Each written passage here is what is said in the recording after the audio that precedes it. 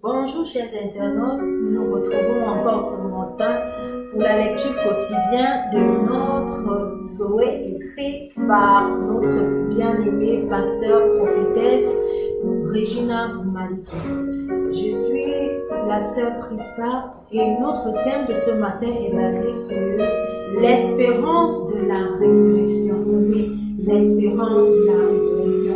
Et notre passage de ce matin est sur Thessaloniciens 4, verset 13 qui dit: Nous ne voulons pas, frères, que vous soyez dans l'ignorance au sujet de ceux qui dorment, afin que vous ne vous affligiez pas comme les autres qui n'ont point d'espérance. Alléluia. La mort est une réalité à laquelle nous devons faire face à un moment ou à un autre de notre vie. Qu'il s'agisse de la perte d'un être cher ou de la pensée de notre propre mortalité, la mort peut susciter des sentiments de tristesse et de désespoir.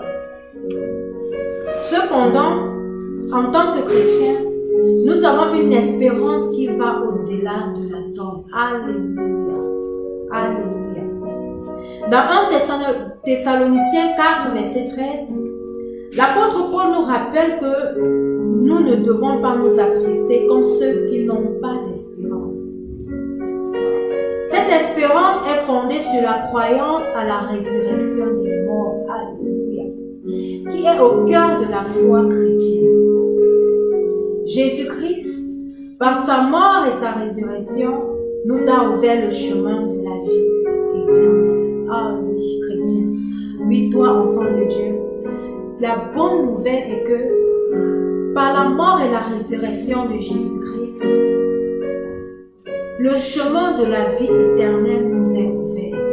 Le chemin de la vie éternelle t'est ouvert. Alléluia.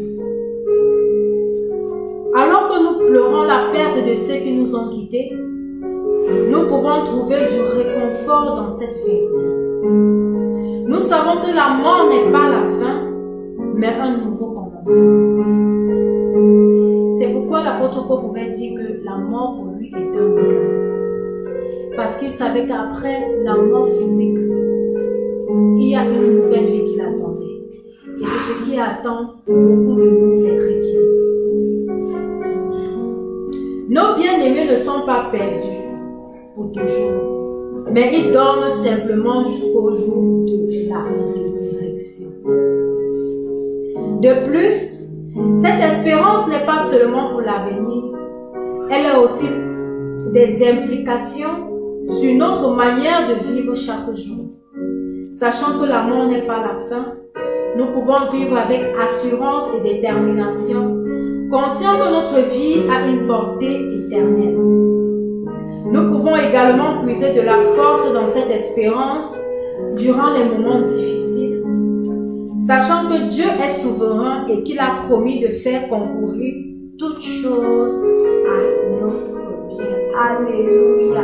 Toi qu'enfant de Dieu, le Seigneur te dit aujourd'hui que tu dois savoir que tout ce qui t'arrive de bien comme de mal concourt pour ton bien. Parce que le Seigneur a pour toi, le Seigneur a pour nous des projets de bonheur et non de malheur. Alléluia. C'est maintenant le moment de notre prière. C'est le moment de parler à Dieu. C'est le moment de te connecter au trône de grâce. J'aimerais que tu répètes avec moi cette prière du plus profond de ton cœur. Cher Dieu, merci pour l'espérance que nous avons dans la résurrection des morts. Même face à la mort, nous savons que nos bien-aimés ne sont pas perdus pour toujours, mais qu'ils reposent jusqu'au jour de la résurrection. Aide-nous à accrocher à cette espérance, particulièrement dans les moments de tristesse et de perte.